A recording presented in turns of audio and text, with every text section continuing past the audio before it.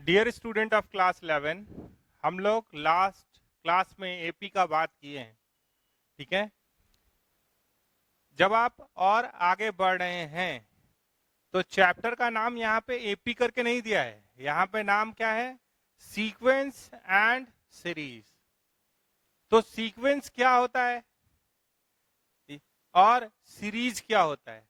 तो सीक्वेंस का मतलब एक ऑर्डर्ड कलेक्शन है। सीक्वेंस का मतलब क्या है? अगर आप सीक्वेंस की बात करना चाहते हैं तो वो क्या है? एक पर्टिकुलर रूल को फॉलो करता हुआ आप सीरीज ऑफ एलिमेंट्स लिख पा रहे। एक ऑर्डर को फॉलो करते हुए, किसी भी तरह का ऑर्डर हो, चाहे वो बढ़ते क्रम में, घटते क्रम में, अलग अलग आप रूल जनरेट कर सकते हैं। ठीक है, ले सकते हैं, लेकिन वो हर एक एलिमेंट एक ऑर्डर को फॉलो करता हुआ आगे बढ़ रहा है। ठीक है, तो वो सीक्वेंस कहलाता है। और वहां पे जब हम लोग अर्थमेटिक बोल रहे थे तो साथ में एक वर्ड आ रहा था प्रोग्रेशन भी। ठीक है, तो कोई सीक्वेंस अगर कुछ स्पेशल फीचर्स को, एक स्पेशल रूल को सेटिस्फाई करता है तो वो क्या कहलाता है? प्रोग्रेशन। ठीक है, पहले आप बोलेगा सीक्वेंस क्या होता है, तो ordered collection of an object is called sequence. अब कोई सीक्वेंस किसी पर्टिकुलर रूल पे बेस्ड है। जैसे मान लीजिए आप बोले कि 10 एलिमेंट कलेक्ट कीजिए, ऑर्डर्ड ऑर्डर्ड सीक्वेंस बनाइए जिसमें कि स्क्वायर ऑफ नेचुरल नंबर हो, तो 1 का स्क्वायर 1 होगा वो लिख देंगे, 2 का स्क्वायर 4 होगा वो लिख देंगे, फिर 9 लिख देंगे, 16 लिख देंगे, 25 लिख देंगे, 100 तक लिख देंगे स्क्वायर कर करके। तो वो क्या हो गया? एक सीक्वेंस को फॉलो किया है, एक सीक्वेंस को, एक रूल को फॉलो किया है। क्यूब करके लिखिएगा तो और एक हो जाएगा। तो चैप्टर का नाम अगर आप ध्यान से देखेंगे तो क्या है,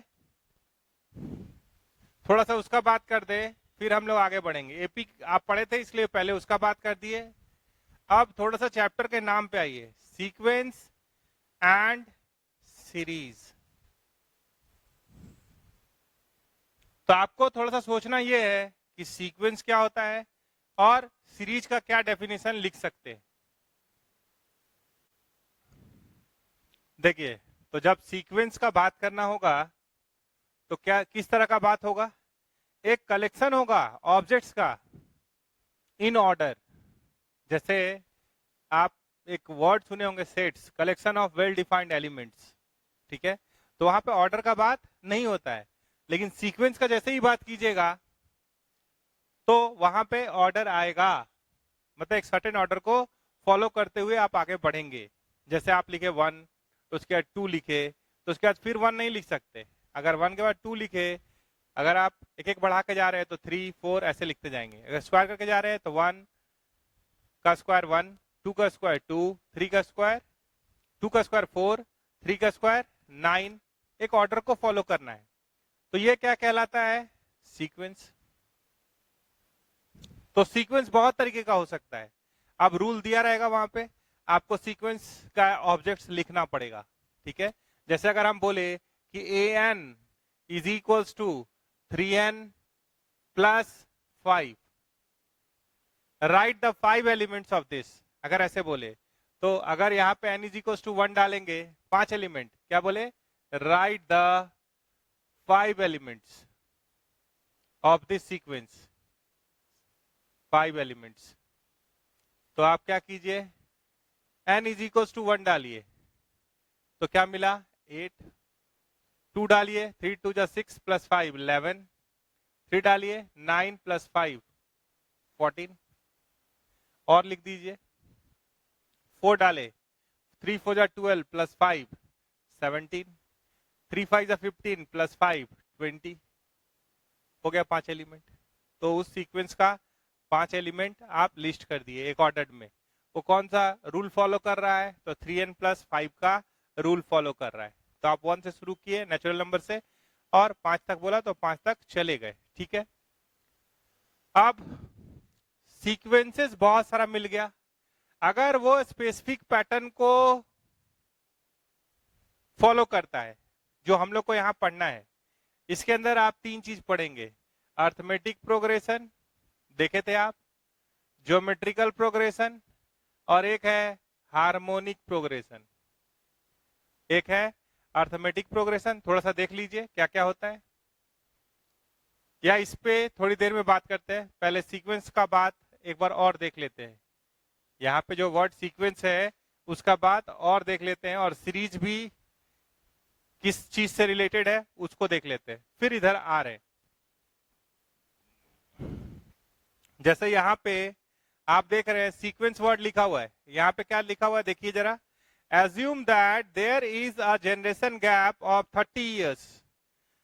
We are asked to find the number of ancestors, that is parents, grandparents, great grandparents, etc. आपको लिखना है, ठीक है। ये आपसे सवाल है, एक स्टूडेंट से सवाल है, ठीक है।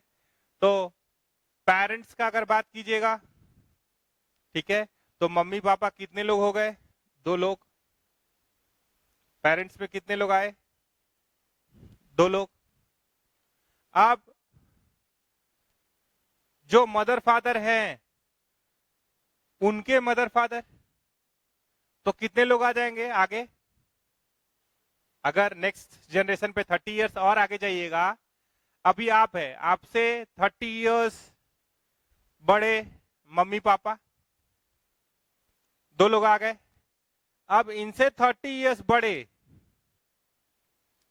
कौन आएंगे? फादर, आपके फादर के मदर फादर 2 लोग, और मम्मी के भी मदर फादर 2 लोग, तो कितने लोग आ गए? 4 लोग। अब चारों लोगों के मदर फादर अलग अलग, ठीक है, तो वो कितने हो गए? 8। देखिए ना चेन। ये आप मान लीजिए स्टूडेंट का बात कर रहे हैं जो क्लास 12 में पढ़ रहा है, क्लास 11 में पढ़ रहा है। अब मदर और फादर 2 लोग, तो यहां 30 इयर्स का गैप हो गया।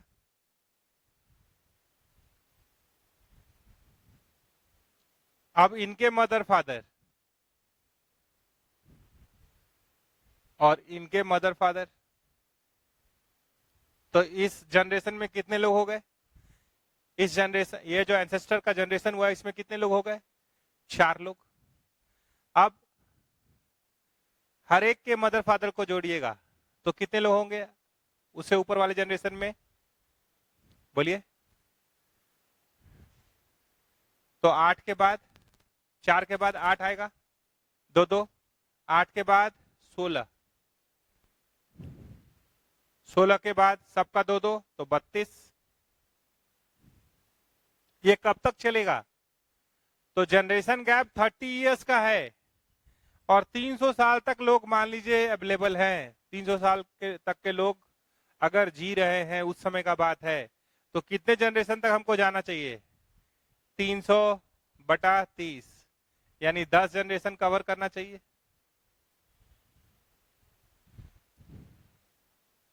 ठीक है। तो 30 साल बाद ये, फिर 60 में यहां पहुंचिएगा, ठीक है। तो ऐसे 10th पे पहुंचिएगा, तो 2 4 8, तो ये क्या है? 2 का पावर 1, 2 का पावर 2, 2 का पावर 3, थर्ड जनरेशन, ये 4। तो आप कहां तक चल जा सकते हैं? 2 का पावर 10 जनरेशन तक जा सकते हैं। तो ये क्या हो गया? ये पूरा collection of ancestor in order हो गया। तो इसको कहते हैं सीक्वेंस। इसको क्या बोलते हैं? सीक्वेंस। इसीलिए हम क्वेश्चन को लिख दिए आपके लिए, बोले नहीं है। क्या लिखा हुआ है? Assume that there is a generation gap of 30 years. एक जनरेशन से दूसरे जनरेशन में गैप कितना है? 30 इयर्स।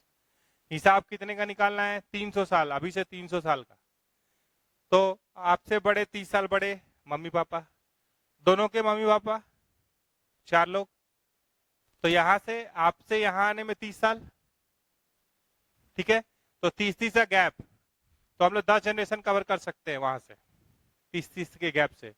तो आप कहां तक जा सकते हैं? ये देख रहे हैं 2 के पावर में वेरी कर रहा है, तो ये क्या कहलाया? एक ऑर्डर को फॉलो कर रहा है, ऑर्डर में भी है, और एक रूल को भी फॉलो कर रहा है कि 2 के पावर 2 से मल्टीप्लाई होकर नेक्स्ट नेक्स्ट नेक्स्ट आ रहा है। तो ये क्या कहलाया? सीक्वेंस।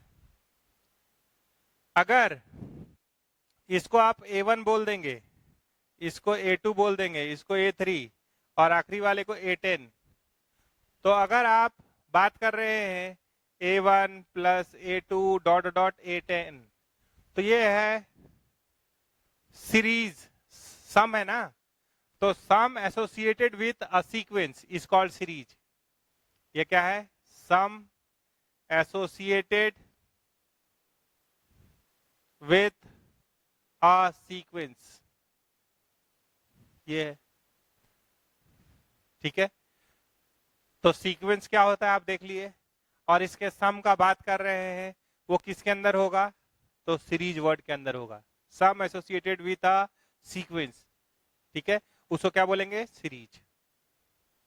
चलेंगे, सीक्वेंस क्या हुआ? एलिमेंट लिस्ट इन ऑर्डर, बस इतना ही समझिए। अगर आप बोलिएगा कोई भारी बात नहीं, हल्का बात करने के लिए, तो ये भी एक सीक्वेंस है, जो यहां लिखा हुआ है वो भी है एक सीक्वेंस है। तो ये मल्टीप्लाई होके आया, तो आगे जब चलेंगे तो इसी का नाम जीपी हो जाएगा। क्या हो जाएगा? Geometrical progression. ठीक है, तो अर्थमेटिक प्रोग्रेशन किससे आया था? एक फर्स्ट टर्म होता था ए, उसमें आप डी जोड़ देते थे, D can be positive, D can be negative, तो दूसरा टर्म आता था, फिर डी जोड़ दिए तो तीसरा आ गया। इस पे बात हम लोग कर चुके हैं। यहाँ क्या है? यहाँ एक फर्स्ट टर्म है, यहाँ एक फर्स्ट टर्म है, इसमें एक कांस्टेंट को मल्टीप्लाई किए, उसको आर बोलते हैं, कॉमन रेशियो। अभी वो चैप्टर नहीं आया, वो टुकड़ा नहीं आया, छोटा में देख लीजिए। एक कांस्टेंट मल्टीप्लाई किए तो दूसरा टर्म आया, फिर इससे आर को इंटू कीजिए तो तीसरा आया, फिर आर से इंटू कीजिए तो चौथा आया। तो यहाँ पे क्या होता है? Term 2 by term 1, term 3 by term 2, term n by term n minus 1 is a constant, और इस कांस्टेंट को क्या बोलते हैं? Common ratio. ठीक है, तो इस पे बात करेंगे। तो ये जीपी हुआ। तो आप ठीक से देखिए, तो यहाँ 11 माइनस 8 3 आ रहा है, 14 माइनस 11 3 आ रहा है, तो ये क्या है? Arithmetic progression. तो प्रोग्रेशन क्या होता है? Sequence following specific pattern. एक कांस्टेंट जोड़ जोड़ के आया, एक कांस्टेंट जोड़ जोड़ के आया, उसका नाम क्या हुआ? Arithmetic progression. एक कांस्टेंट को लगातार आप मल्टीप्लाई करते गए और नेक्स्ट की तरफ बढ़ते गए, 2 से इंटू करते गए और आगे बढ़ते गए, 3 से इंटू करते गए और आगे बढ़ते गए, वो क्या है? जीपी। वो क्या है? GP, geometrical progression. ठीक है, जहां तक हार्मोनिक प्रोग्रेशन का बात है, तो आप ऐसे समझिए कि अगर एपी का रेसिप्रोकल ले लेंगे, 1 by A, 1 by a plus D, 1 by a plus 2d dot dot, तो ये एचपी है।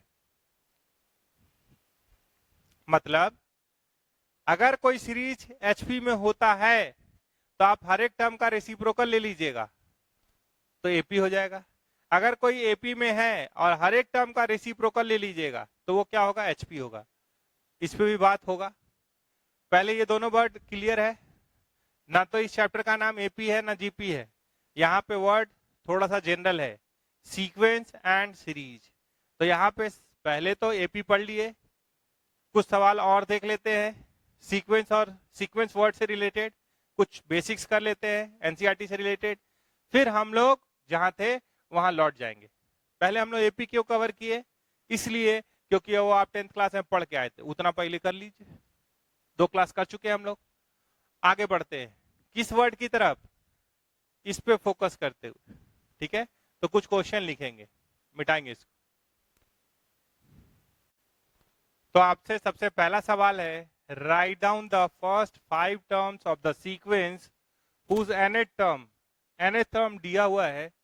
तो अगर nth टर्म दिया होता है, तो अगर आपको फर्स्ट 5 टर्म लिखना है तो आप 1 से शुरू कीजिए और 5 तक चले जाइए और उसमें वैल्यू डालिए।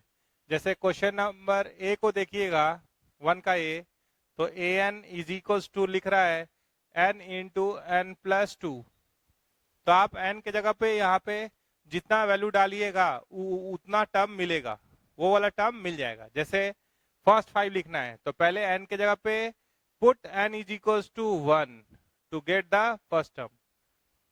ठीक है, तो अब इतना नहीं लिखेंगे, सेकेंड टर्म के लिए 2 डालिएगा, थर्ड टर्म के लिए 3, तो A1 क्या हुआ 1 इंटू 1 प्लस 2, तो 2 1 3। अगर A2 निकालना होगा तो क्या कीजिएगा 2 डालिए, 2 इंटू 2 प्लस 2, जहां जहां n है वहां वहां 2 डालिए। तो ये क्या हो गया 4 इंटू 2 8। A3 के लिए 3 डालिए, यहाँ भी 3, जहां जहां n है वहां वहां 3। तो ये क्या हो गया 3 प्लस 2 5, 5 इंटू 3 15।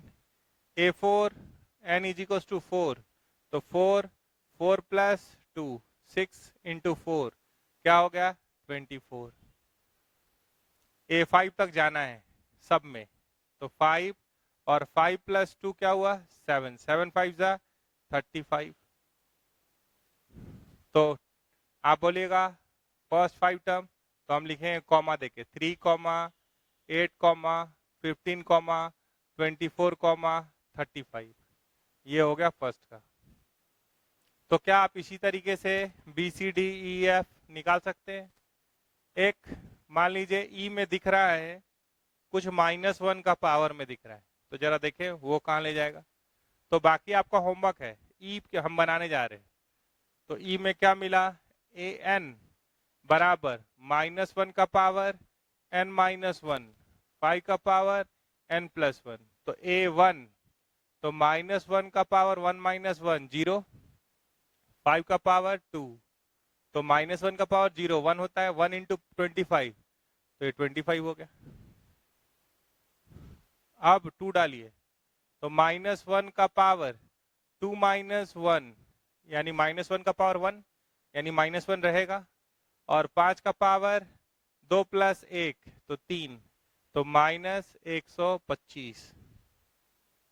ठीक है, चलते जाइए आराम से लिखिए। -1 का पावर 3 - 1 तो -1 का स्क्वायर तो 1 हो गया, और 5 का पावर 4 तो 25 गुना 25 625 हो गया। ये A4 बोलिएगा तो -1 का पावर, तो आप देख रहे हैं एक माइनस में रह रहा है एक प्लस में हो रहा है, पावर अगर ऑड होगा तो माइनस रह जाएगा। तो -1 का पावर 4 - 1, -1 का क्यूब क्या होता है -1, और 4 + 1 5, तो 625 को आप 5 से गुना कीजिए, तो 5 5 जा 25, 5 2 जा 10 + 2 12, 6 5 जा 30, तो 3 1 31, 5 5 जा 25, 5 2 जा 10 + 2 12, 6 5 जा 30 + 1 31। ठीक है, एक और निकाल दीजिए इसी तरीके से A5 -1 का पावर, ये 3 हो गया था, ये क्या होगा 5 - 1 4, 5 का पावर 6, तो इसको 5 से गुना कर दीजिए, यहाँ प्लस हो गया, 5 5 जा 25, 5 2 जा 10 + 2 12, 5 1 जा 5 1 6, 5 3 जा 15, कुछ ऐसा आ रहा है। तो ये सब क्या कहलाता है सीक्वेंस। इसी में कभी कभी वर्ड आता है फिबोनाची सीरीज, क्या आता है, ये बाकी जो आपके लिए हम छोड़े हैं ये हम बना दिए हैं और ये बना दिए, बाकी होमवर्क है आपको 5 टर्म्स तक निकाल देना है। कहाँ शुरू करना है, n = 1 से शुरू करना है, 5 तक जाना है, 1 2 3 4 5 डालते जाइए। जैसे यहाँ 2 का पावर 1 डालिए तो 2, 2 स्क्वायर 4, 2 क्यूब 8, 2 का पावर 4 16, 2 का पावर 5 32, लिख दीजिए उसको एक ऑर्डर में। ठीक है, तो वो क्या कहलाएगा सीक्वेंस। ठीक है, यहीं पे एक वर्ड आता है फिबोनाची सीक्वेंस, मान लीजिए सीक्वेंस ही बोल रहे हैं अभी, फिबोनाची नाम सुने होंगे आप, फिबो NACCI, फिबोनाची सीक्वेंस। ठीक है, तो यहाँ पे एक फर्स्ट टर्म दिया रहता है, मान लीजिए फर्स्ट टर्म हम बोल दिए 5, ठीक है, और सेकेंड टर्म भी दे दिए A2 बराबर 3, तो पहला टर्म 5 हो गया, दूसरा टर्म 3 हो गया। फिबोनाची सीक्वेंस क्या करता है, ये दोनों को जोड़िएगा तो तीसरा आएगा, तो 5 और 3 क्या होता है 8, अब ये दोनों को जोड़िएगा तो चौथा आएगा, 3 और 8 क्या होता है 11, 11 और 8 क्या होता है 19, ऐसे चलता जाएगा। मतलब यहाँ पे A1 A2 लिख दिए, A1 और A2 दे दिए, कुछ भी। उसके बाद अगला देखिएगा तो क्या आएगा, A1 प्लस A2। फिर उसके अगला जाइएगा तो क्या होगा, A1 plus twice of A2, ये दोनों को जोड़िए, A1 plus twice of A2। फिर ये दोनों को जोड़िए तो A1 twice of A1 twice of A2 plus A2 thrice of A2 dot dot dot. तो इसको क्या बोलते हैं, फिबोनाची सीक्वेंस। ठीक है, तो एक नाम है और क्या उसका काम है वो आपको दिखा दिए। दो टर्म दिया हुआ था, लिख लिए, ये दोनों को जोड़े तो तीसरा आया, ये दोनों को जोड़े तो चौथा आया, ये दोनों को जोड़े तो पांचवा आया, ऐसे चलते हैं। ठीक है, अब इसी में अगर आपसे कोई कहे कि ये नहीं चाहिए, यही क्वेश्चन है, मान लीजिए यही दोनों क्वेश्चन है, क्वेश्चन नंबर 2। ठीक है, क्वेश्चन नंबर 2 में भी यही दोनों आया, ये 2 का बात करें, 1 का हुआ उधर 6 सीक्वेंस लिखे थे, यही दोनों है। आपसे बोले कि राइट द टर्म रिक्वायर्ड, ये सवाल दे दिया, बोला A17 निकालिए और A20 निकालिए, A17 निकालिए और A20 निकालिए, एक साइड से नहीं, 17 चाहिए, तो आप सीधे सीधे n के जगह पे 17 डाल दीजिए। ये nth टर्म दिया हुआ है, whose nth term is this much, तो घबराने का जरूरत नहीं है कि एक से ही शुरू करते हैं। अगर जरूरत है आपको पूरा सीक्वेंस लिखने का तो एक से शुरू कीजिए, 2 पे जाइए, लाइन से चलिए। अगर कोई टर्म के लिए जाना है जंप करके भी जा सकते, काहे कि ये सारे लोग इस बात को सेटिस्फाई कर रहे होंगे, इस प्रॉपर्टी को सेटिस्फाई कर रहे होंगे। तो 17 गुना 19, 9 7 जा 63, 9 और 7 16, 16 और 6 22, 1 और 2 3, तो ये आ गया मान लीजिए 323, लिख दीजिए। अगर हम बोले कि यहाँ पे A20 भी निकालिए तो आप सीधे सीधे n के जगह पे 20 डाल दीजिएगा, तो ये क्या हो गया 20, और ये 20 और 2 22, तो 440 हो गया। इस तरह यहां से बोले कोई A100 निकालिए, A100 और A50 निकालिए, दो चीज निकालना है। तो अगर आपको A50 निकालना है तो n के जगह पे सीधे सीधे 50 डालिए, तो 50 माइनस 1 49, यानी -1 रहेगा। ठीक है, और नहीं आप ये वैल्यू निकालने लायक नहीं है तो ऐसे ही छोड़ दीजिए, कोई जरूरी नहीं है कि हम लोग 50 तक गुना करेंगे। 50 और 1 क्या हो गया 51, तो ये हो गया -5 का पावर 51। और 100 का बात कीजिएगा तो 100 माइनस 1 99, माइनस रह जाएगा, 5 का पावर 101। तो ये वैल्यू निकालना संभव नहीं है, तो नहीं संभव है तो आप उसको वैसे छोड़ सकते हैं लिख के। ठीक है, आगे बढ़ेंगे और कुछ बात करेंगे। देखिए अब हमारे पास सवाल नंबर 3 है, right the first 5 terms of each of the sequence and obtain the corresponding series, मतलब सम भी निकालना है। ठीक है, ये 1 और 2 के लिए है, और इसको क्वेश्चन नंबर 4 बना लीजिए, ये क्वेश्चन नंबर 4 है। ठीक है, फिबोनाची सीक्वेंस। तो अगर आप क्वेश्चन नंबर 3 को देख रहे हैं तो A1 3 दिया हुआ है और an is equal to thrice of an minus 1 plus 2, ये किसके लिए वैलिड है, फॉर n ग्रेटर देन 1। तो अगर आप n इज इक्वल टू 2 डालेंगे, put n is equal to 2, तो आपको सेकेंड टर्म मिल जाएगा। तो A2 क्या हो जाएगा, A2 हो जाएगा थ्राइस ऑफ A 2 माइनस 1, मतलब A1 प्लस 2, तो ये कितना हो गया, ये हो गया आपके पास 3 इंटू 3 9 प्लस 2 11। ऐसे ही आगे बढ़ना है। अब A2 मिल गया 11, अब put n is equal to 3, तो A3 मिल जाएगा आपको, तो A3 is equal to thrice of A3 minus 1 क्या होता है, तो 2 प्लस 2।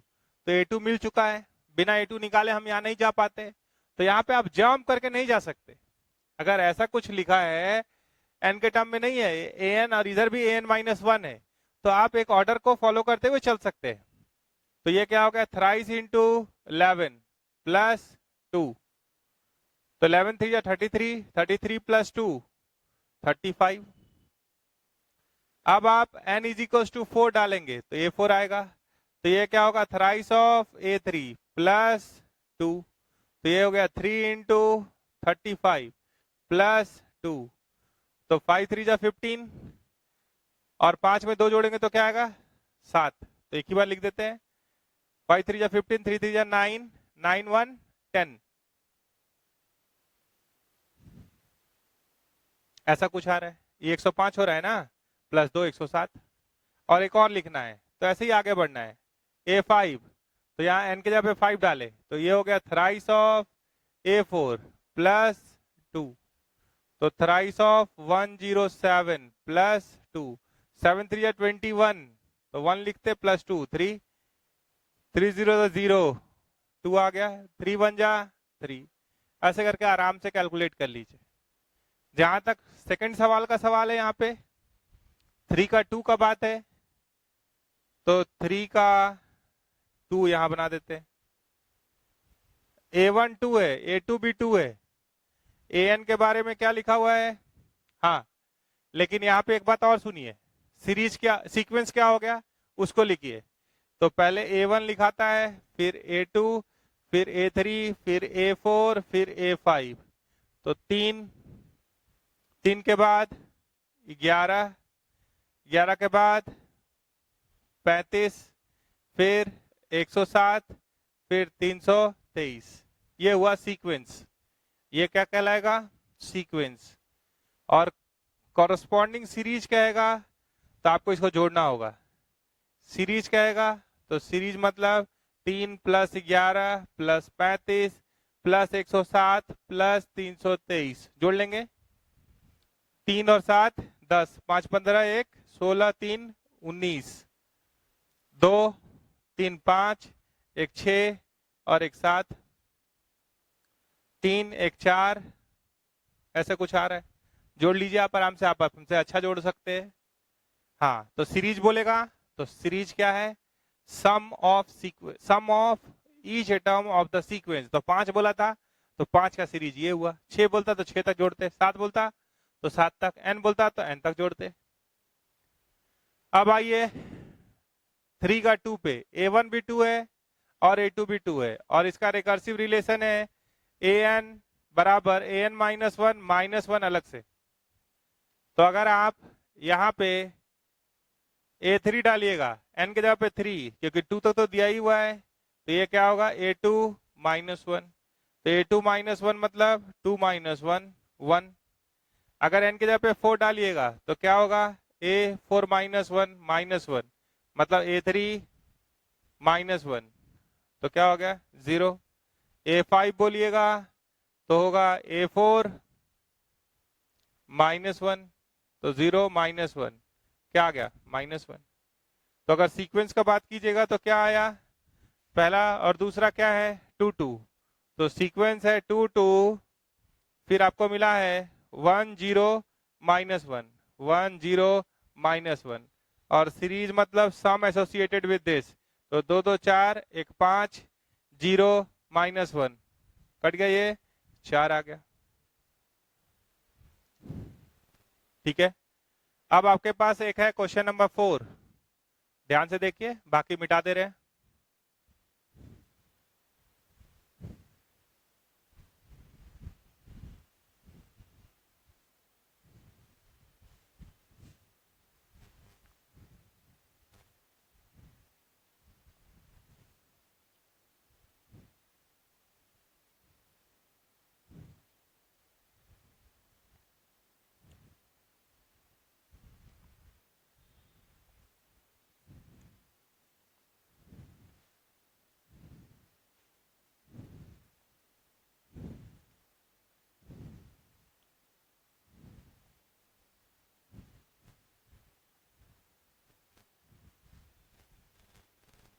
फिबोनाची सीरीज क्या होता है, फिबोनाची सीक्वेंस क्या होता है, सीरीज नहीं बोल रहे हैं, अभी सम का बात नहीं किए।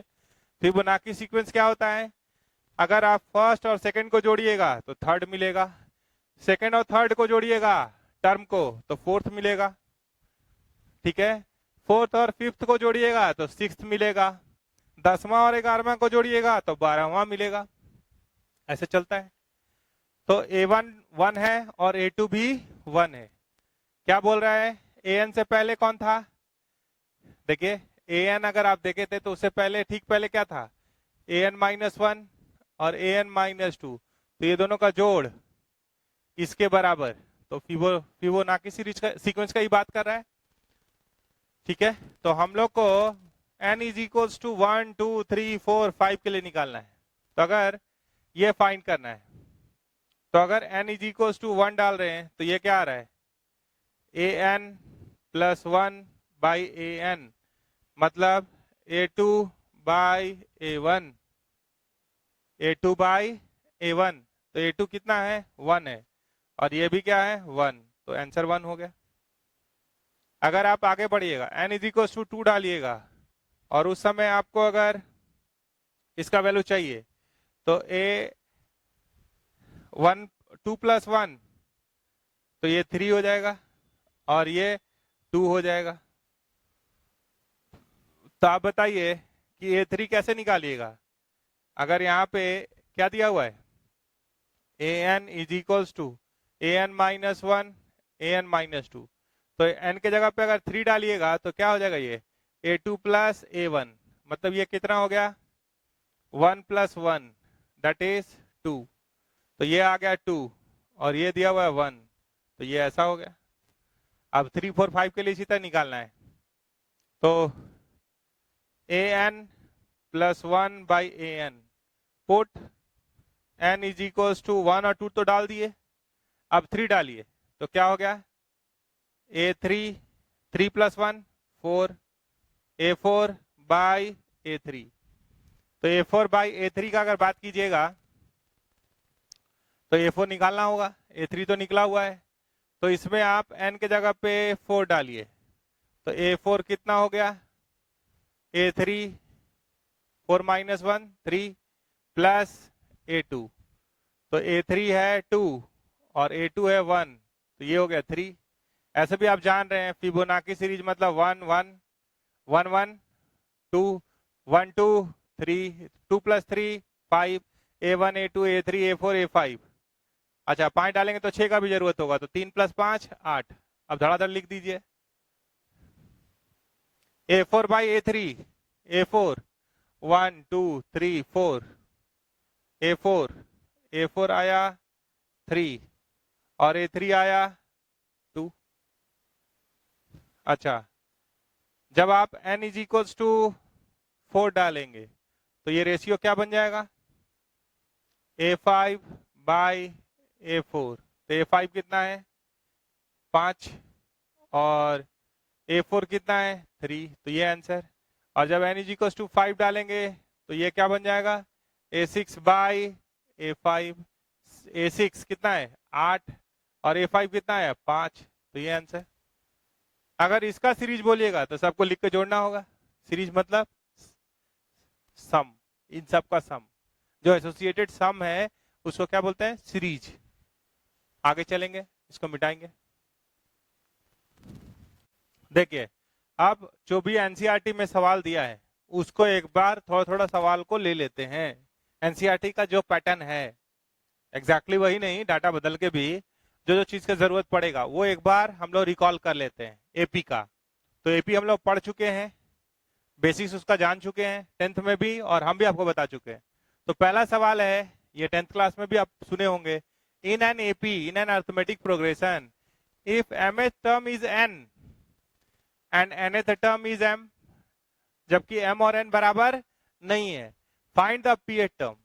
ठीक है, तो क्वेश्चन नंबर 1 को जब आप बनाने जा रहे हैं तो आप एज्यूम कर लीजिए कि let the first term be a and common difference of the sequence या of the progression common difference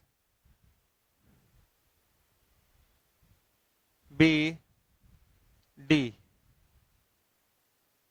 ठीक है, तो आपका mth टर्म tm दिया हुआ है n और tn दिया हुआ है m। तो टर्म्स का क्या फॉर्मूला होता है? First term plus number of terms minus 1 into D. तो फर्स्ट टर्म को हम क्या बोले? a plus m minus 1 into d बराबर n। और यहां से क्या मिला? a plus n minus 1 into d बराबर m। ये इक्वेशन 1 हो गया और ये इक्वेशन 2 हो गया। आप ध्यान से देखिए तो ये लीनियर इक्वेशन इन 2 वेरिएबल है, a और d मेरे पास अननोन है। तो अगर हम ये दोनों को घटा दें, जैसे उसी को यहां लिखे a plus n minus 1 into d बराबर m। अगर हम इसको घटा दें तो a कट जाएगा, ये क्या हो जाएगा? माइनस 1 प्लस 1, तो 1 और माइनस 1 भी कट जाएगा। ये क्या आ गया? m minus n into d. और यहां से अगर माइनस कॉमन ले लें तो ये क्या है? m minus n. m और n बराबर नहीं है, यानी m minus n not equal to 0। तो हम इसको कैंसिल कर सकते हैं, इसलिए क्योंकि m not equal to n है। तो d बराबर क्या आ गया? d बराबर आ गया माइनस 1। तो d अगर माइनस 1 आ गया तो आपसे अगर a पूछे तो a क्या होता है? तो a plus n minus 1 d होता है।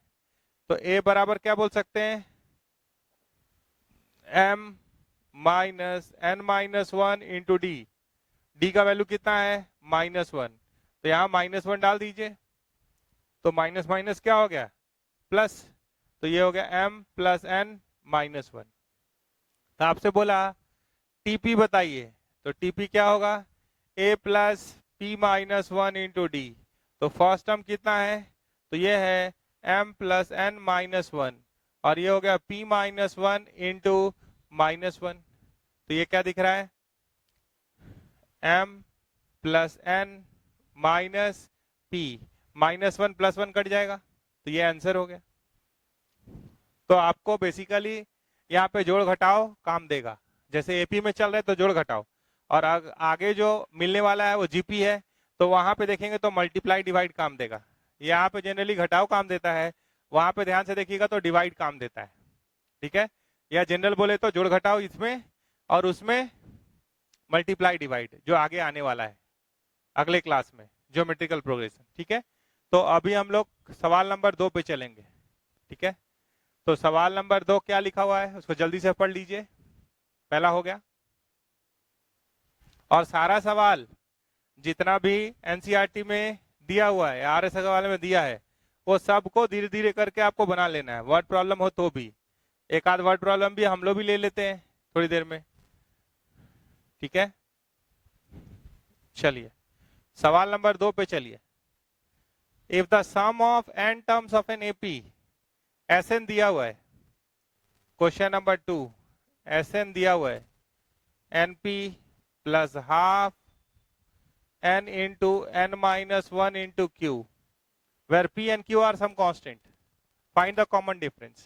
ठीक है, तो आप पहले याद कीजिए कि tn क्या होता है? तो sn माइनस sn माइनस 1 होता है।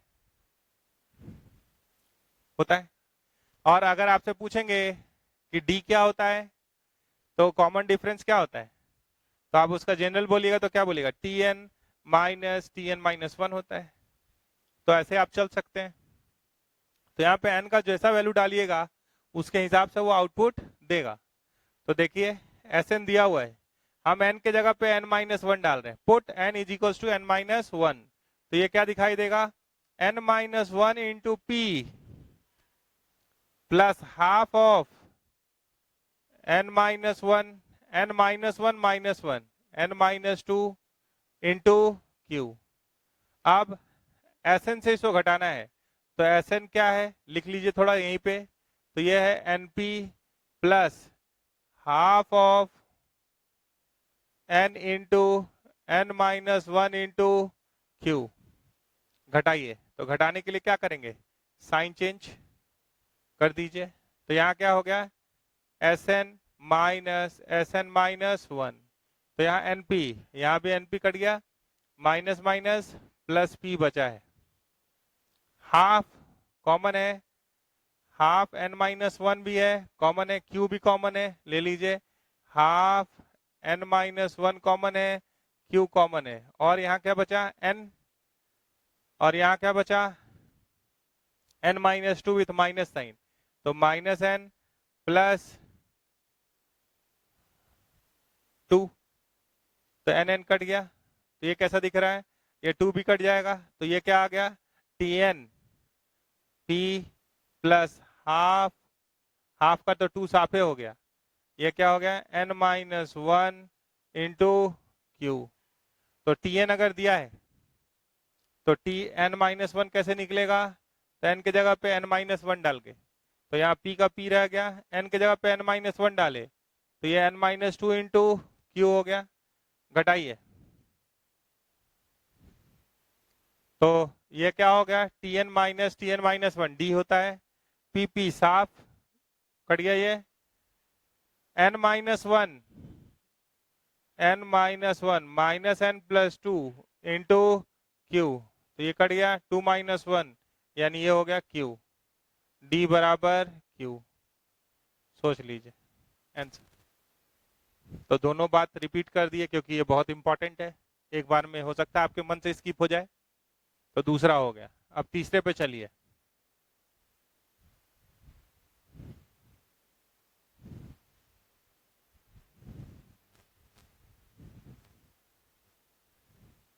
क्वेश्चन नंबर 3 में क्या लिखा हुआ है, the sum of n terms of 2 arithmetic progression, ठीक है, दो अर्थमेटिक प्रोग्रेशन, एक ही अर्थमेटिक प्रोग्रेशन का नहीं, दो अलग अलग अर्थमेटिक प्रोग्रेशन है, तो आपको मानना चाहिए कि एक का फर्स्ट टर्म A1 होगा तो दूसरा का A2 होगा, फर्स्ट का कॉमन डिफरेंस D1 होगा तो दूसरे का कॉमन डिफरेंस D2 होगा, फिर किसका रेशियो बोला है, सम ऑफ n टर्म्स का रेशियो बोला है दोनों का, तो सम ऑफ n टर्म्स क्या होता है n/2 twice of first term plus n-1 into their common difference, लिख ही दे रहे हैं, देखिए फर्स्ट एपी, किसका बात कर रहे हैं, फर्स्ट एपी, ये ऐसा है A1 plus D1, A1 plus twice of D1, ऐसे है। सेकेंड एपी, टर्म n है, n टर्म्स है, यहाँ पे कितना टर्म्स है, ये बात कॉमन है कि इसमें भी n टर्म्स है, और इसका first term A2, common difference है D2, A2 D2, A2 plus twice of D2, यहाँ भी नंबर ऑफ टर्म्स क्या है n टर्म्स, ये बात कॉमन है कि दोनों में कितना टर्म्स है n टर्म्स। अब पहले का जो सम ऑफ सीक्वेंस है वो Sn बोल देते हैं, और नीचे वाले का Sn डैश बोल देते हैं, तो ये कितना आ गया n/2 twice of first term plus n-1 into D1,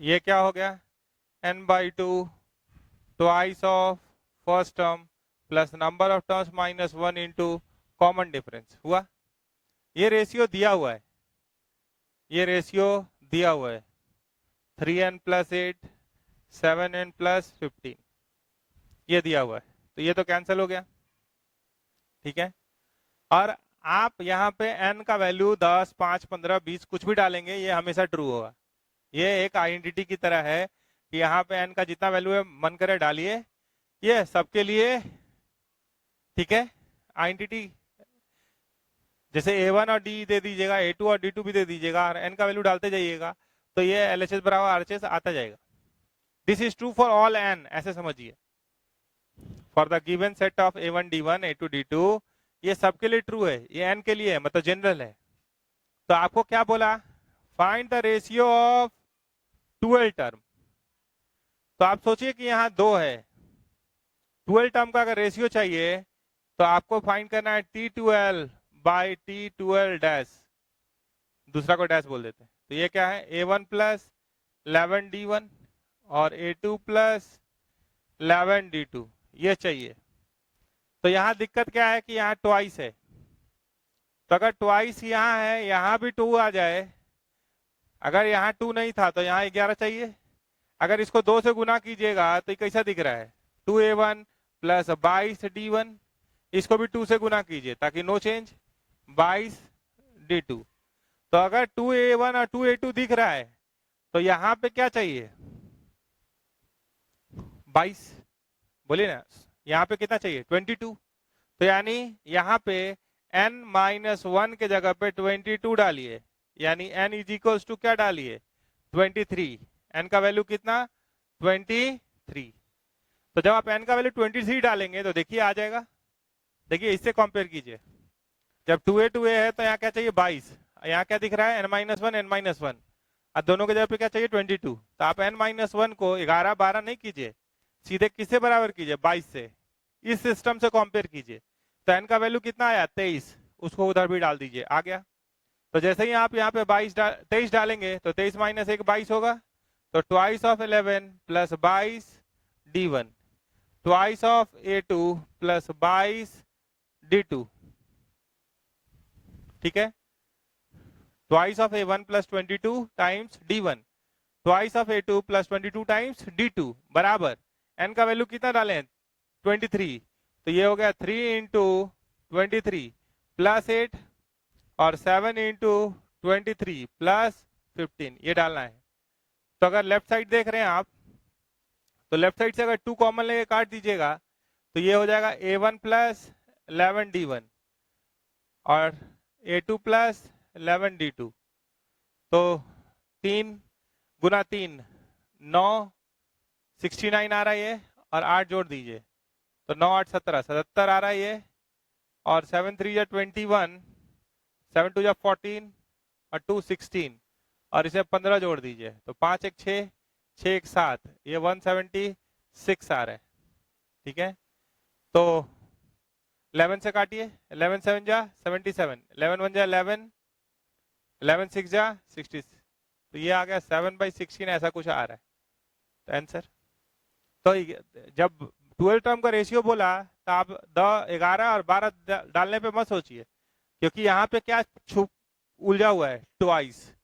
तो ट्वाइस उलझा हुआ है तो इसको ट्वाइस में डेवलप कर लिए, 2 से मल्टीप्लाई कर दिए न्यूमरेटर को भी और डिनोमिनेटर को, तो नो चेंज, ऐसे करके बना दिए, ठीक है। आगे बढ़ेंगे और सवाल लेंगे, चलो। क्वेश्चन नंबर 4 है, the income of a person is ₹3 lakh, 3 पे 5 जीरो है, इन फर्स्ट ईयर, ठीक है, and he receive an increase of ₹10,000 to his income per year for the next 19 years. Find the total amount, मतलब आपको सम निकालना है। तो पहला ए क्या हो गया, तो 3 लाख, ये अब आप आराम से कर सकते हैं, 2 3 5, और डी क्या हो गया 10,000। तो फर्स्ट ईयर के बाद 3,10,000 हो जाएगा, ठीक है। तो ऐसे 20 साल तक का टोटल निकालना है, ठीक है। तो पहला टर्म तो हम 3 लाख ले लिए, 19 साल इंक्रीमेंट वाला, और एक फर्स्ट, तो 20 साल का हिसाब निकालना है। तो सम ऑफ 20 इयर्स का इनकम, तो 20/2 2a plus n-1 into D, यहाँ क्या है n/2, तो ये हो गया 20/2, यहाँ twice of 3 lakh, 1 2 3 4 5, plus n-1 20-1 19, D 10,000। तो आप यहां से लिए तो 10 आ गया, तो ये 10 हो गया, ये 6 लाख हो गया, 2 3 4 5, तो ये सब तो छोटा छोटा सवाल है। और ये हो गया 1,90,000, जोड़ दीजिए तो 7 90, 2 3 5, 2 3 5, 4 जीरो, और एक 10 के चलते एक और जीरो, मतलब 79 लाख रुपीस उसको टोटल मिला 20 सालों के दौरान। ठीक है, अब एक पॉइंट और जोड़ देते हैं जो हम लोग को जोड़ना था कि ए फर्स्ट टर्म और डी कॉमन डिफरेंस तो जनरल सोच है। कभी कभी कैलकुलेशन को कम करने के लिए हम लोग कुछ खास फॉर्मेट को फॉलो करते हैं। क्या चीज का बात कर रहे हैं? टर्म एजम्पशन का बात कर रहे हैं। टर्म कैसे ले लें ताकि कैलकुलेशन कभी कभी कम हो जाए, हमेशा नहीं। ठीक है, हमेशा के लिए तो आप देखे ही ए प्लस डी, ए प्लस 2D, ये सब तो चलता है। लेकिन कंपटीशन वाला सवाल में टर्म एजम्पशन थोड़ा सा कैलकुलेशन को कम करता है। इधर भी आप यूज कर सकते हैं, ऐसा नहीं है कि नहीं कर सकते, लेकिन स्मार्टली यूज करना है। और ये बात को याद रखना है कि आपका अब जो बात करने जा रहे हैं वहां पे फर्स्ट टर्म कौन है। जैसे अगर मान लीजिए 3 टर्म एपी में एज्यूम करना है, 3 टर्म्स इन एपी एज्यूम करना है। ठीक है, तो आप ए को बीच में लिख लीजिए। ठीक है, इससे डी जोड़ के आप आगे जाइए और डी घट के पीछे आइए। यूजुअली क्वेश्चन में सम दिया रहता है, लेकिन यहां पे फर्स्ट टर्म हमारा क्या है? अब ए माइनस डी है। अब ए को फर्स्ट टर्म समझिएगा तो गड़बड़ हो जाएगा। तो अगर 3 टर्म मानना है तो इतना मानिए। ठीक है, अगर 5 टर्म तो इसी में 2 2 बढ़ा दीजिए, यहां तक तो है ही, एक इधर बढ़ा दीजिए। अब इससे फायदा क्या हो रहा है? इससे फायदा ये हो रहा है कि जैसे ही आप इसको जोड़िएगा ना तो 5A आएगा। 2D कट गया, डी कट गया, तो ए का वैल्यू तुरंत मिल जा रहा है। मतलब 2 अननोन में एक अननोन तुरंत, तो बाकी थोड़ा सॉल्व करने में सहूलियत हो जाता है। बस खाली कैलकुलेशंस को कम करने के लिए दिया गया। अगर 7 है तो एक इधर बढ़ाइए, a प्लस 3D, और इधर a माइनस 3D। तो यहाँ पे अगर ठीक से देख रहे हैं तो कॉमन डिफरेंस जो है वो अभी भी d है। वो क्या है? d है, वो मेंटेन है। लेकिन फर्स्ट टर्म देखिएगा तो जहां से आप शुरू किए हैं तो कैसे है? ए के अगल बगल में बढ़ाइए, फिर उधर और इधर बढ़ाइए। अगर ऑड का बात करें तो 3 टर्म्स, ये क्या हो गया? 3, ये क्या है? 7 टर्म ना, 3 3 6 7, 7 term of an AP, 9 term. तो अगर 3 5 7 का बात करें तो ऐसे एज्यूम कीजिएगा। तो इस केस में सम क्या हो गया? सम ऑफ 7 टर्म्स क्या आ गया? 7A। 5 टर्म जोड़े थे तो क्या आया था? 5A। तो पता चला ये दे दिया 490। अगर ये 490 दे दिया तो ये तुरंत आ गया 70। बोलिए, तो एक वैल्यू जल्दी निकल गया तो दूसरा के लिए थोड़ा जोर लगा देंगे। अब दोनों उलझा रहेगा तो थोड़ा जोड़ घटाव ज्यादा करना पड़ेगा, लेकिन इससे फायदा कैलकुलेशन में मिलता है, इसीलिए इसको सीख रहे हैं। तो ये स्टोरी है पूरा किसका है? तो ऑड नंबर ऑफ टर्म्स का है, assumption. Odd number of terms assumption का बात हुआ। मानने का तरीका, ऑड नंबर ऑफ टर्म्स अगर कभी मानना हो आपको खुद से तो आप ऐसे मान सकते हैं, इससे कैलकुलेशन में फायदा होगा।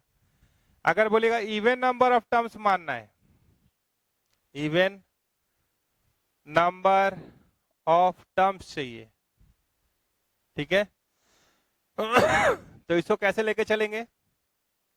देखिए 2 टर्म तो नहीं, 2 टर्म का तो सीक्वेंस नहीं होगा। a minus D, A plus D, 2 है ये, लेकिन 2 टर्म का नहीं होगा, कम से कम 4 टर्म देगा। एक 2 का एपी नहीं होता है, कम से कम 3 टर्म होना चाहिए, तब तो यहां आ जाता है। अगर इवन बोल रहे हैं तो 4 से शुरू होगा। तो यहाँ पे अंतर कितना है ये दोनों का? 2D का, तो 2D यहाँ जोड़िए तो a प्लस 3D, 2D यहाँ घटाइए तो a माइनस 3D। कितना टर्म हो गया? 4। अब इसको जोड़िएगा तो 4A आ जाएगा। तो अगर सम का वैल्यू दिया है तो तुरंत a आ जा रहा है, लेकिन a is not the first term. ये बात याद रखिएगा, नहीं तो अपने पैर पे कुल्हाड़ी मारने जैसा बात हो जाएगा। पहले जो पढ़े जितना उसमें a first term, d common difference चल रहा है। यहाँ कॉमन डिफरेंस d नहीं है, यहाँ कॉमन डिफरेंस इस केस में देखिएगा तो 2D है। अगर 4 टर्म्स माने, मान लीजिए 4 टर्म्स एज्यूम करना था, तो आप ऐसा माने 4 टर्म्स ऑफ एन एपी, अब ऐसा मान लिए। तो यहाँ पे अब अगर ऐसे माने हैं तो फर्स्ट टर्म मेरा बदल चुका है। अब फर्स्ट टर्म का जब जरूरत होगा तो हम बोलेंगे a माइनस 3d, और कॉमन डिफरेंस का जब जरूरत होगा, कॉमन डिफरेंस का जब जरूरत होगा तो हम बोलेंगे 2d। ये याद रखिएगा। अगर यही 7 टर्म्स का बात कर रहे थे, 7 टर्म्स का, तो यहाँ फर्स्ट टर्म क्या था, देखिए 1 2 3 4 5 6 7, तो यहाँ का फर्स्ट टर्म a नहीं है, first term a minus 3d है। ठीक है, तो ऐसे एज्यूम करने से क्या होता है कि यूजुअली सम वाला सवाल ज्यादा दिखता है एपी में। तो सम एक बार में एक चीज निकल जा रहा है। देखिए ये चारों को जोड़िएगा तो क्या आ रहा है 4a, इस सातों को जोड़िएगा क्या आ रहा है 7a।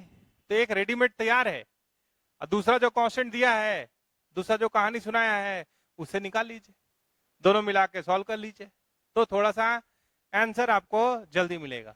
तो अगर बोलिएगा कि हमको पता ही नहीं है कि term number of terms even है कि ऑड है, तो आपका पुराना ही वाला ठीक है, a plus D, a plus 2d, a plus 3d करते जाइए एन टर्म्स। ठीक है, अगर 3 टर्म 5 टर्म 7 टर्म तक के लिए ही ठीक है। ठीक है, यहाँ पे देखिए common difference t2 minus t1 d आ रहा है, तो यहाँ कॉमन डिफरेंस d ही है, लेकिन फर्स्ट टर्म a नहीं है। हाँ, मिडिल टर्म देखिए इसका a है, यहाँ पे a क्या है, मिडिल टर्म। a क्या है, 3 इधर और 3 उधर, यहाँ पे तो 4 लोग हैं, तो मिडिल में बोलिए तो 2 आएगा, a plus D, a minus D. और बढ़ाना है अगर आप बोलते 6 terms of an AP assume कीजिए, 6 terms of an AP assume कीजिए, तो हम कैसे लिखते, वही आइए a plus D, a minus d, तो ये दोनों में अंतर कितना है दिख रहा है, a plus D minus of a minus D, 2d आ रहा है। अब 2d जोड़ के अगला में चाहिए तो a प्लस 3d, 2d जोड़ के आगे जाइए तो a प्लस 5d, 2d घटा के आइए a माइनस 3d, 2d घटा के आइए a माइनस 5d। अब देखिए तो कितना टाइम हुआ, 1 2 3 4 5 6 हुआ, जोड़िएगा तो कितना मिलेगा, एक सीधे सीधे 6 से दिख रहा है। तो ऐसे टर्म एजम्पशन का फायदा होता है। ठीक है, तो एक जनरल मेथड था a plus D, a plus 2d ऐसे करके, लेकिन यहाँ पे खास बात यही है कि अगर फर्स्ट टर्म बोले इसका तो क्या होगा, हम बार बार लिख रहे हैं, रुक रहे हैं यहाँ पे, फर्स्ट टर्म क्या होगा a माइनस 5d, और कॉमन डिफरेंस कितना होगा, कॉमन डिफरेंस क्या है, कोई भी टर्म घटा के देखिए तो 2d आ रहा है। ठीक है, चलेगा, तो ऐसे आगे बढ़ेंगे, एक सवाल ले लेते हैं।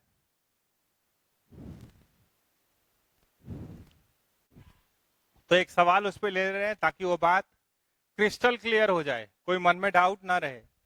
The sum of 3 numbers of an AP, यानी 3 नंबर है एपी में, 1/4 है, and sum of their reciprocal is 37। इसको जेई मेन के पॉइंट ऑफ व्यू से ट्रिपल स्टार मिला हुआ है, किसके हिसाब से, जेई मेन में ऐसा सवाल मिल सकता है आपको। ठीक है, तो 3 नंबर्स इन एपी। ठीक है, तो आप कैसे एज्यूम करेंगे, ए प्लस डी और a माइनस डी एपी में है 3 नंबर, तो सम क्या बोला, a minus D plus a plus D बराबर 1/4, एक इक्वेशन। तो यहां से क्या मिल गया वो भी देख लीजिए, d और d कट गया, 3a बराबर 1/4, यानी a बराबर 1/12। अब बोला है sum of their reciprocal is 37, तो रेसिप्रोकल का sum a minus 1/a minus d, 1/a 1 by a plus d is equals to 37। देख लीजिए,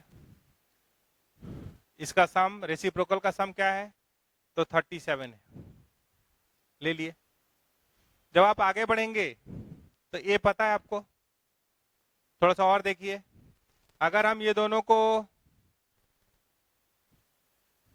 एलसीएम में लें तो दे आर कॉन्जुगेट, तो ये दोनों का एलसीएम क्या आ रहा है बोलिए, ये तो पता ही है, तो ये दोनों को मर्ज कर दे रहे, तो एलसीएम हुआ a square minus d square, ऊपर क्या आया a plus d a minus d, तो डी डी कट गया, plus 1 by a is equals to 37।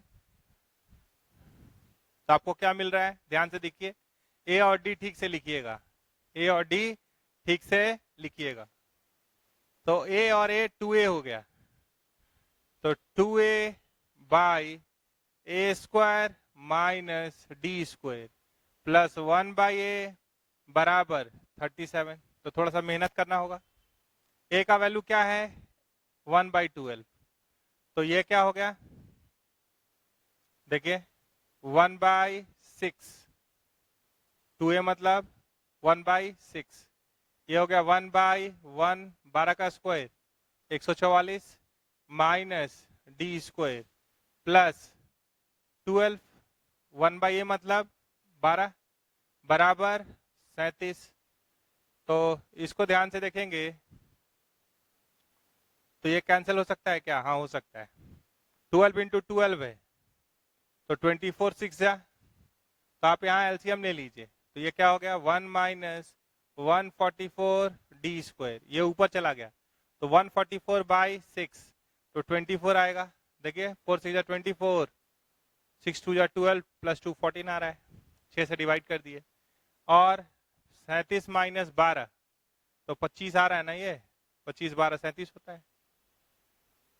तो आपको यहाँ से डी निकालना है, चलिए, तो 1 माइनस 144 डी स्क्वायर बराबर 24 बाई 25, तो 144 डी स्क्वायर बराबर 1 माइनस 24 बटा 25, तो 25 माइनस 24 1 बटा 25, तो डी स्क्वायर बराबर 1 बटा 25 और 144 और, तो डी बराबर प्लस माइनस 1 बटा, यहाँ से 5 आएगा यहाँ से 12, तो ये क्या हो गया स्क्वायर रूट डालेंगे तो 60।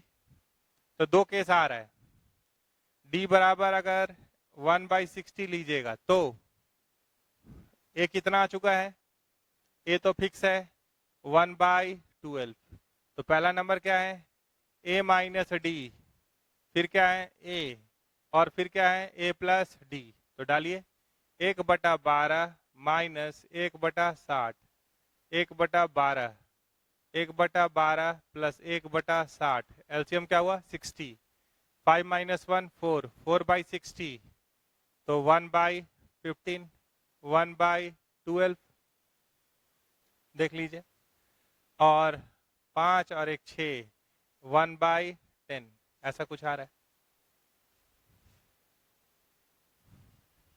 ठीक है। तो ए मिल गया, डी मिल गया, आप लिख सकते हैं। और यही अगर दूसरा केस लीजिएगा तो क्या हो जाएगा, डी अगर ए 1 बाई 12 और डी माइनस 1 बाई 60, तो ए माइनस डी मतलब 1 by 12 plus minus minus plus 1 by 12, यानी यही सीरीज रिवर्ट हो गया, ठीक है। तो ये क्या हो जाएगा 1 बटा 10, 1 बटा 12 और 1 बटा 15, तो नंबर तो यही है, ठीक है। तो ऐसे सवाल बनाइए और खुश रहिए, सवाल बनेगा और आप आगे बढ़ेंगे। अगले क्लास में हम लोग ज्योमेट्रिकल प्रोग्रेशन का बात करेंगे, बेसिक्स कवर करेंगे, फिर अच्छा जो सवाल है वो धीरे धीरे आएगा, ठीक है। Thank you.